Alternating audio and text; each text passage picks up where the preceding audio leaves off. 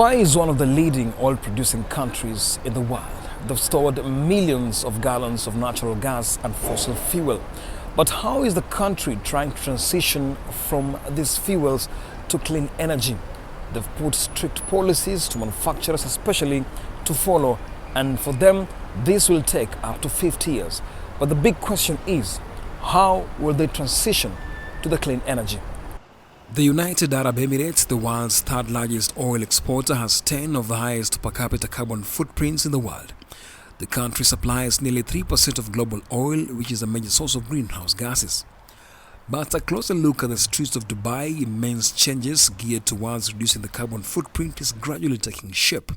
The country is now encouraging green mobility. It has also set stricter targets for reducing carbon emissions. The weight is now going down to the manufacturers of different sectors across the country, hoping that it will achieve with major cuts within this decade. More than 20 oil and gas companies have answered COP28's call to end methane emissions by 2030. And I must say, I am encouraged because I see positive momentum with more joining day by day. And we are engaging with all high-emitting sectors like heavy transportation, cement, steel, aluminum. We're working with them to lay out credible decarbonization plans that make real sense.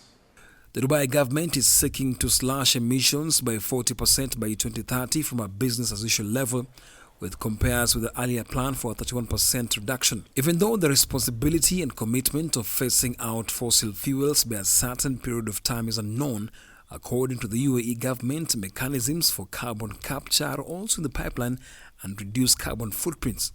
On mitigation, we need rapid progress to deliver a 43% cut in emissions by 2030. Because that is exactly what the science is telling us. This starts with a forward-looking GST that will shape economy-wide NDCs with absolute emission reduction targets that address all greenhouse gases. If you talk about UAE and especially Dubai, to be honest, in the GCC and Middle East, it is a front runner. Dubai is really setting up the goals, actually. What I mean by that, you know, the mandated about efficiencies is very high. The agricultural sector in the UAE is also playing a critical role in reducing carbon emission.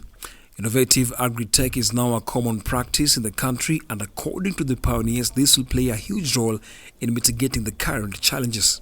So carbon neutrality for agriculture is something very close to Alaska as well, and by bringing the farm as close as possible to the end consumer, by reducing the need for imports, by being able to grow inside the UAE and 365 days a year, we're able to reduce massively the amount of carbon emission that is due to transporting these produce from outside.